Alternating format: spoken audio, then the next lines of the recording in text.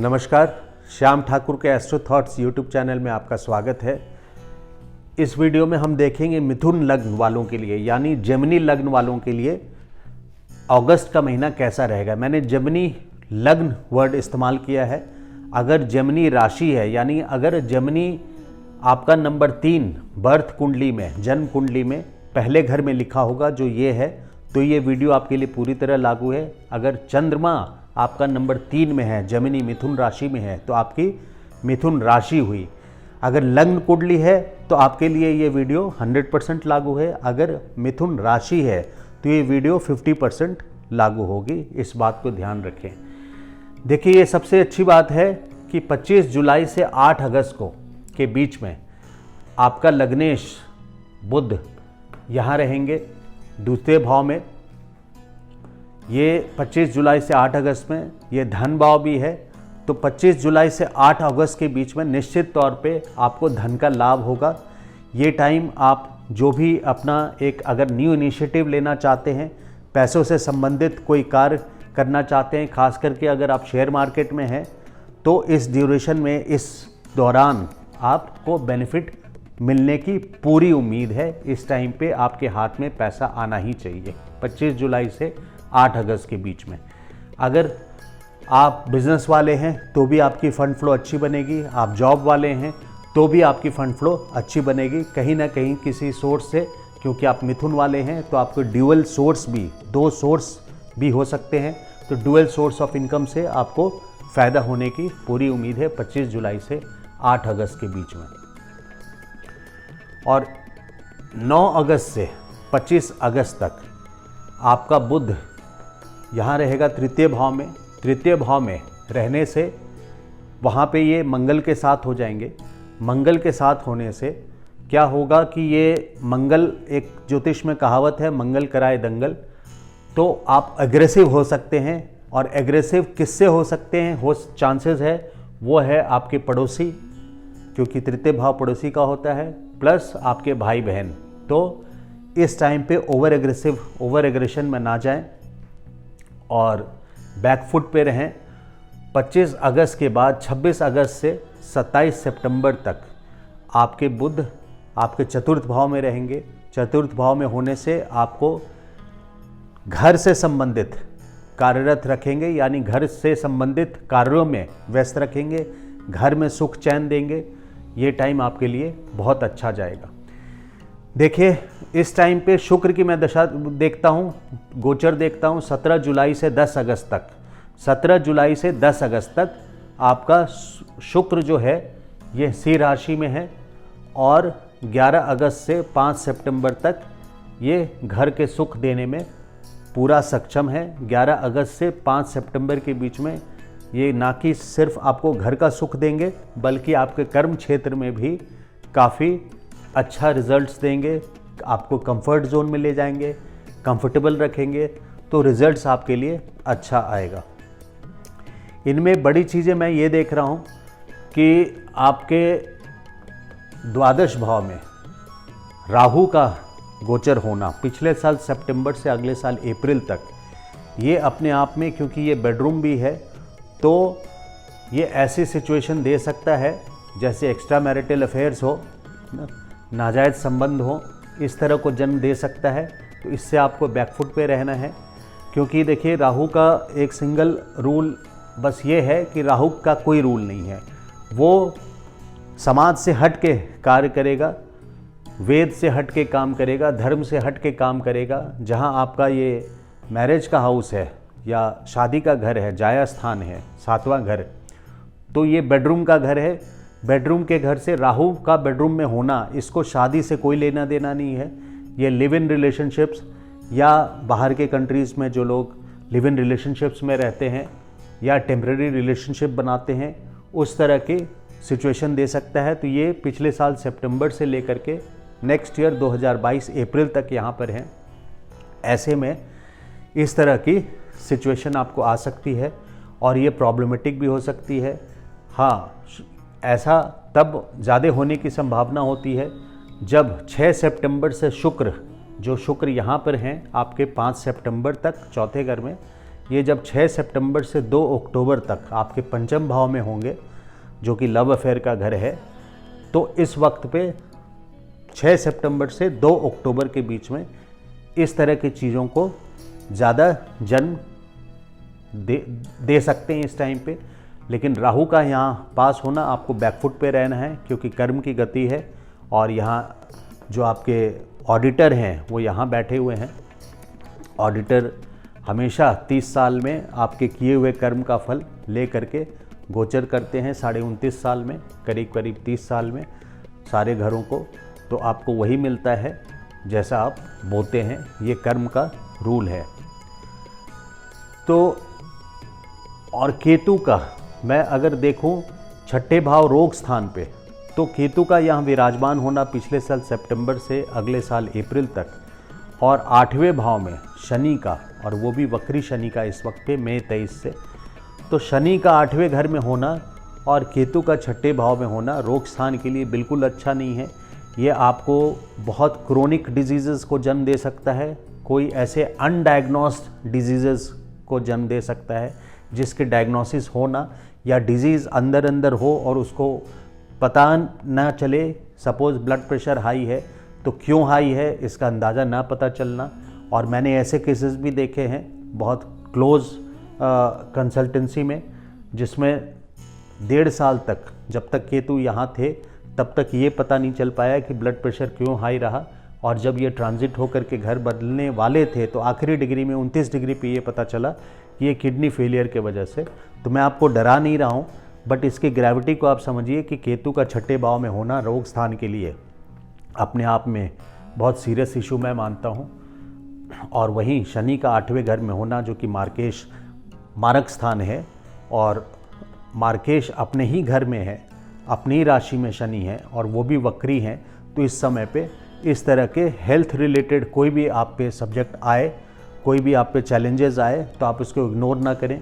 Covid के time पे वो मुझे रिमाइंड्स मी कि कोविड के टाइम पे मिथुन लग्न वालों के लिए ये बहुत ससेप्टेबल, बहुत प्रोन चार्ट हो जाता है, जब मिथुन लग्न वालों को खास करके बचना चाहिए कोविड से या इस तरह की बीमारियों से। तो इन चीज़ों का ध्यान रखें। वहीं देखिए, अगर किसी का बर्थ कुंडली में सूर्य है, यहाँ पे अगर जन्म कुंडली में आपका सूर्य है और शनि का गोचर उसके ऊपर से हो रहा है, ये एक और विषम स्थिति दे सकता है। अगर सूर्य आपका 12वें स्थान पे है जन्म कुंडली में और राहु का गोचर उसके ऊपर से है, तो गवर्नमेंट से रिलेटेड टैक्सेस के ड्यूज आ सकते हैं, ये जेल यात्रा भी करा सकता है। तो इस तरह के फेरबदल आपके जन्म कुंडली से होता है, लेकिन ओवरऑल इन्वायरमेंट आपका गोचर के हिसाब से ज़रूर रहेगा। जन्म कुंडली में अगर आपको आपका लग्नेश यहाँ है छठे घर में, छठे भाव में है, और केतु का गोचर लग्नेश के ऊपर से है, तो ये अपने आप में बहुत प्रॉब्लमेटिक सिचुएशन दे सकता है, खास करके रोग से रिलेटेड, अनडायग्नोस रोग से रिलेटेड इन चीज़ों का। और वहीं अगर शनि है आपके 12वें भाव में और राहु का गोचर जन्म स्थान, जन्म कुंडली में अगर आपका शनि है और राहु का गोचर शनि के ऊपर से है, तो ये एक पिशाच बाधा क्रिएट कर देता है, यानी लॉट ऑफ हर्डल्स, बहुत सारी दिक्कतें आपकी ला करके सामने खड़ा कर देगा। देखिए, इस महीने का मैं कुछ सारे डेट्स निकाला है, टू बी केयरफुल डेट्स, जिसमें आपको बच के रहना है। वो है 2 जुलाई, 3 जुलाई, 4 जुलाई को दोपहर 2 बजे तक। इस समय चंद्रमा का 12वें में होना आपके लिए अच्छा नहीं है और खर्च करा सकता है। सॉरी, 2-3 जुलाई नहीं, 2-3 अगस्त की बात कर रहा हूँ। 15 अगस्त को 10 बजे रात से लेके 16 अगस्त, 17 अगस्त, ये भी आपके लिए रोग को जन्म दे सकता है, झगड़ा को जन्म दे सकता है, इसलिए इससे बच के रहें। 15, 16, 17, 16 अगस्त को रात में 9 बजे खास करके आप मिलाएंगे। 16 अगस्त को रात में 9 बजे चंद्रमा का केतु के ऊपर से गोचर के केतु के ऊपर से गोचर के चंद्रमा का या उसके नज़दीक होना, यानी 9 बजे के आसपास, किस तारीख को? 16 तारीख को। ये आपके लिए एक बहुत अनकंफर्टेबल टाइम रहेगा। 16 अगस्त को रात में 9 बजे, 4 घंटा पहले, 3-4 घंटा बाद में आप मिलाएंगे। ये सिचुएशन आपके लिए बहुत विषम रहेगी। विषम in the sense uncomfortable, you will not feel happy. इस तरह के सिचुएशन में स्ट्रेस भरा टाइम होगा, तो इसको आप मैच कर सकते हैं। 20, 21 और 22 को 7:30 बजे सुबह तक 20 और 21 अगस्त को ये अपमानजनक स्थिति दे सकते हैं। 20, 21, 22 को 29, 30 और 31 अगस्त को ये आपसे खर्च करवा सकते हैं, आपसे गलती करवा सकते हैं। वहीं कुछ अच्छे डेट्स जो अगस्त के हैं, 1 अगस्त है, उसके बाद 13 तारीख को 13 अगस्त को 7:30 बजे शाम से लेके 14 और 15 के 10 बजे रात तक, 15 तारीख के 10 बजे रात तक, ये आपका इस टाइम पे ये गुड डेट्स तो हैं, लेकिन इसमें प्रॉब्लम क्या है कि ऐसे डेट्स में ही राहु अपना काम कर सकता है, जो मैंने एक्स्ट्रा मैरिटल अफेयर का बताया। एक बताया था कि शुक्र 6 सितंबर से 2 अक्टूबर तक इस घर में रहेंगे, तब इस तरह के रिलेशनशिप को, नाजायज रिलेशनशिप को ट्रिगर कर सकते हैं, क्योंकि शुक्र भी दैत्य गुरु हैं, और वहीं चंद्रमा का भी गोचर इस चीज़ को उस टाइम से पहले भी पंचम भाव से ट्रिगर कर सकता है। वैसे तो ये कभी भी ट्रिगर हो सकते हैं, तो इससे आप बच के रहें।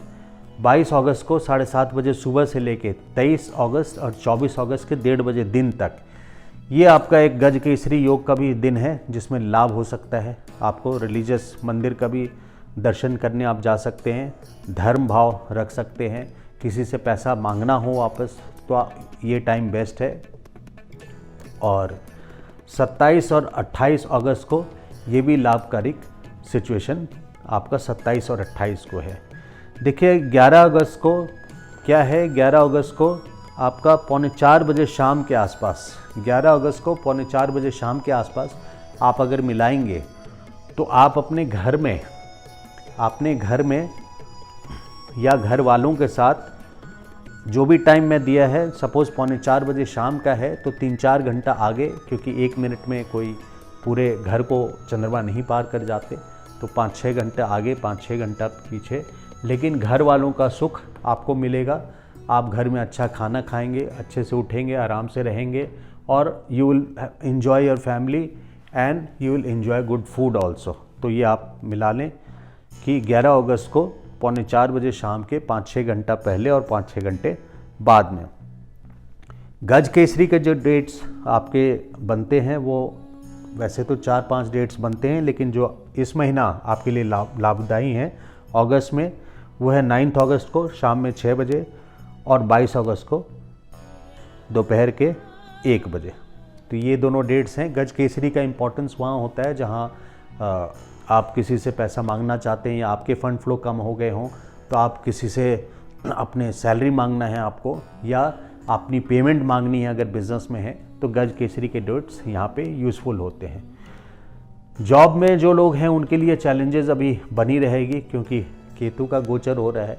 तो केतु के गोचर होने में, ये एक केतु स्पिरिचुअल प्लैनेट हम मानते हैं, लेकिन केतु पीड़ादायी प्लैनेट होता है, क्योंकि स्पिरिचुअल के रास्ते पीड़ादायी होते हैं।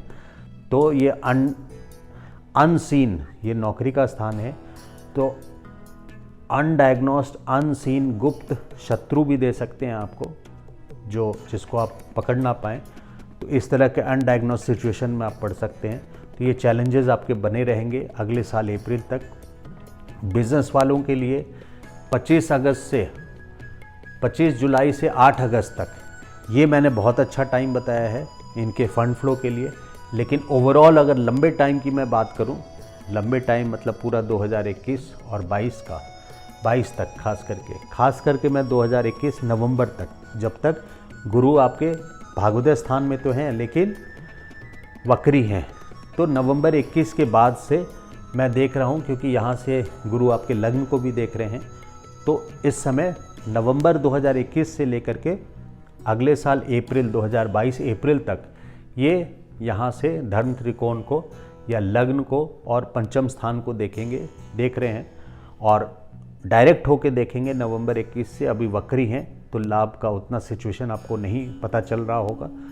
नवंबर 21 से अगले साल अप्रैल तक खास करके लाभ होगा, क्योंकि आपके लिए 6 अप्रैल के पहले तक पीछे जो गुजरा 2020 से, और ख़ास करके नवंबर से 2020, ये बहुत चैलेंजेबल टाइम रहा बहुत दिक्कत वाला फेज़ रहा, क्योंकि गुरु और शनि आपके दोनों 8वें स्थान पे थे। 6 अप्रैल को गुरु यहाँ आ गए, लेकिन 20 जून को ये वक्री होने के वजह से अभी उसका लाभ आपको नहीं मिलेगा। ये 21 नवंबर के बाद से जब डायरेक्ट होंगे तो आपको इसका लाभ अगले साल अप्रैल तक, खास करके नवंबर 21 से अगले साल अप्रैल तक बहुत अच्छा लाभ मिलेगा आपको ओवरऑल। यानी आपको दाल रोटी की कमी नहीं होने देगा और जो भी बड़ी परेशानियां आई हैं उनसे बचाएगा। शनि का जो बचा हुआ टाइम है नवंबर से अप्रैल तक, उसमें भी काफ़ी सपोर्ट करेगा। देखिए शनि का यहाँ 8वें स्थान पे आना अपमानजनक स्थिति है, मारक स्थिति है। तो यहाँ से आप देखें तो आपके हाउस ऑफ स्पाउस यानी पति या पत्नी, आपके लिए ससुराल ना, पति या पत्नी का मायका और आपके लिए ससुराल। तो ससुराल पक्ष वाले के ऊपर से शनि का गोचर हो रहा है, तो ससुराल पक्ष वालों के लिए 2020 जनवरी से बहुत बुरा टाइम है अगले साल अप्रैल तक। जो लोग प्यार में हैं उनके लिए ये अच्छा टाइम है, बट और भी अच्छा टाइम होगा। खास करके मैं देख रहा हूँ नवंबर 21 के बाद से लेके जब गुरु डायरेक्ट हो जाएंगे और नवम दृष्टि से पंचम भाव को देखेंगे। लेकिन हाँ, जो लोग प्यार कर रहे हैं उनके लिए 6 सितंबर से 2 अक्टूबर तक जब शुक्र यहाँ रहेंगे तो खास करके अच्छा होगा। आपको नाजायज़ संबंध, एक्स्ट्रा मैरिटल या इस तरह के रिलेशनशिप में जो अपने से लोअर कैटेगरी के विमेन से इन्वॉल्व होना ना, इस तरह की ओर ले जाता है। या सिर्फ कैटेगरी की बात नहीं है, अदर कास्ट या कास्ट की बात नहीं है, जो समाज से हट के जो चीज़ एक्सेप्टेड नहीं होता है उस तरह के रिलेशनशिप में राहु का ले जाना। जो चीज़ एक्सेप्टेबल नहीं होगी समाज को, सोसाइटी को, इंस्टीट्यूशन को ना, जो सिखाया नहीं जाता उस तरह के कर्म को करवाने में। क्योंकि दैत्य गुरु भी आ जाएंगे शुक्र 6 सितंबर से 2 अक्टूबर तक, तो उसका आपको ध्यान रखना है। लेकिन पॉजिटिव वे में आपके लिए लव अफेयर अच्छा रहेगा। हेल्थ के लिए मैंने केयरफुल बोला है क्योंकि 6ठे स्थान से केतु का गोचर है और 8वें स्थान से शनि का गोचर है। ये दोनों ही बहुत बड़े प्लैनेट्स हैं और बहुत विषम स्थिति दे सकते हैं। खास करके कोविड के लिए आप बहुत ध्यान रखें। और मेरा जो वीडियो है, एक वीडियो मैंने बनाया है, when will Covid third wave in India come, Covid की तीसरी लहर इंडिया में कब आएगी, वो ज़रूर देखिए। आपके लिए ये खास करके इम्पॉर्टेंट है क्योंकि आपका केतु 6ठे में है और शनि 8वें में है, अपनी ही राशि में है, तो और पावरफुल हो जाता है। शादी के लिए कोई चांस नहीं अभी, लेकिन जो लोग मैरिड हैं और उनको कई सालों से अगर इशू नहीं हो रहा है यानी बच्चा नहीं हो रहा है, तो this is the right time जब बड़े ग्रहों की दृष्टि आपके बच्चे होने पे पंचम आपका इशू हो, इसके लिए देख रहे हैं। और इसकी स्थिति और भी अच्छी सुधरेगी नवंबर 21 से अगले साल अप्रैल तक, जब शनि और गुरु दोनों डायरेक्ट रहेंगे। यानी वक्री, शनि वक्री तो 10 अक्टूबर को ख़त्म हो जाएंगे और गुरु वक्री 18 अक्टूबर को। लेकिन 21 नवंबर को ये कैप्रिकॉर्न यानी 8वें घर से निकलेंगे, तो 21 नवंबर को यहाँ पे ये यहाँ से नवम भाव को देखेंगे, यानी आपके पंचम भाव को देखेंगे। तो शनि और गुरु दोनों का, शनि का 10वें दृष्टि से और गुरु का 9वें दृष्टि से पंचम भाव को देखना। जो लोग लॉन्ग टर्म से, अगर आपके कई सालों से, 5 साल से, 10 साल से आपके बच्चे नहीं हुए हैं किसी वजह से, और विवाह हो चुकी और बच्चे नहीं हुए, तो ये राइट टाइम है जब आप इसको प्लान कर सकते हैं। ये आपके लिए बहुत इम्पोर्टेंट पॉइंट है। इसी के साथ अगर मेरा ये वीडियो अच्छा लगा हो तो प्लीज़ लाइक कीजिए और चैनल सब्सक्राइब कीजिए। Thank you so much.